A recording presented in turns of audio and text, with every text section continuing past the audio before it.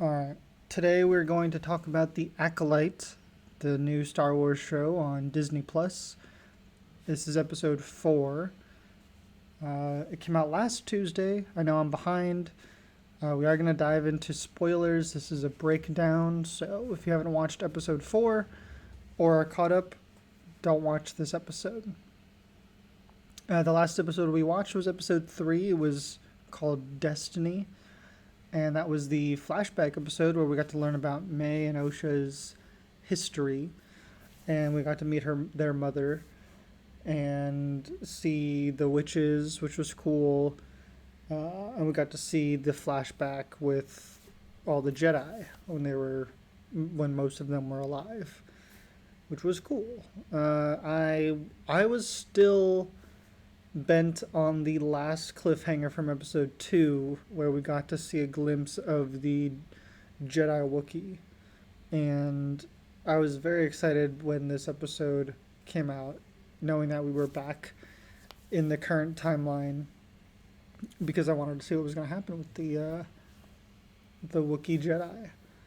And we get to see a little bit of his home life in the beginning of this episode, which was fun, and we get to see the Jedi kind of catch on to where May is going to strike next, which is exciting. So they're going to the same planet that May is going to with her friend who made the poison in episode 2. The Asian guy, like the apothecary guy. So he joins her on the trip. And so I didn't really love him at first. I thought he was kind of like the worst actor at first. I didn't really love his delivery.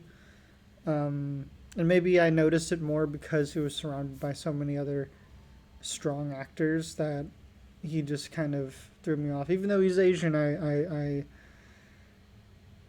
know I should be rooting for him, but I wasn't won over by his acting right away. But he is slowly growing on me, especially with this episode, just because we get more of him and see him in a different kind of scenario, which is nice. The Jedi are also, again, assembling a team to go investigate and try to stop the next attack on the next Jedi that they think is on the list. And they bring on a tracker who's kind of cool. I forget the name of the tracker. It's like, I don't know, but it's like this little weasel mole thing, but it's kind of cute. I like it. But overall, I don't want to dive too much into this episode, but it really is kind of what feels like a build, a build like the calm before the storm episode, especially with how it ends. And like halfway through the episode, there is a fun twist where we get to see May kind of want to talk to the Jedi now, since in episode 2 she finds out that her sister is still alive. And as she says in this episode, Osha being alive changes everything, and she doesn't feel the need to kill these Jedi anymore. And so her plan is to surrender to the Jedi, and she escapes her like Asian apothecary friend.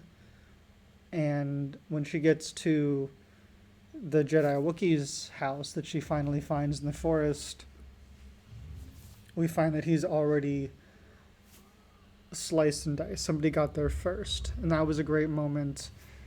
I really love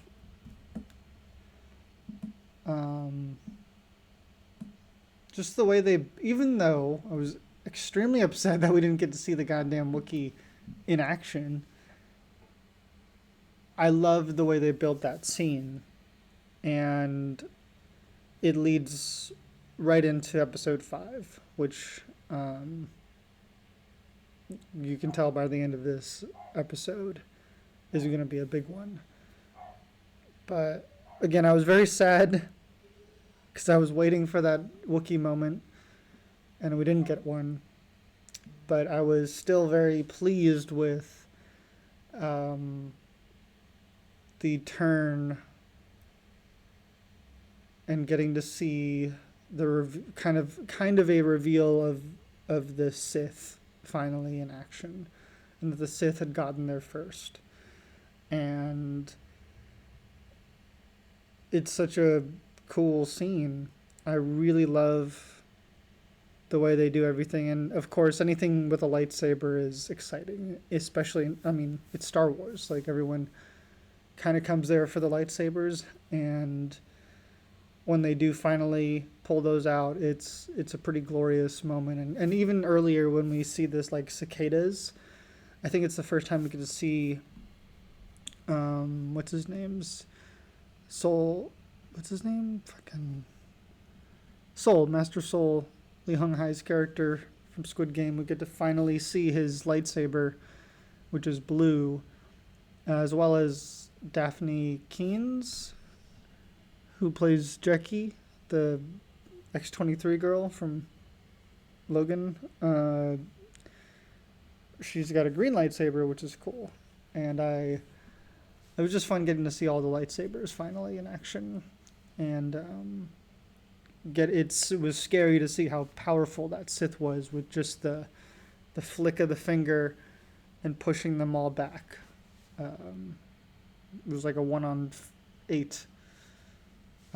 Very cool cliffhanger. I was dying to see what would go down, but I knew the next episode would be pretty action-packed. So overall, thought it was pretty cool. I felt like it was finally really, really, really picking up. And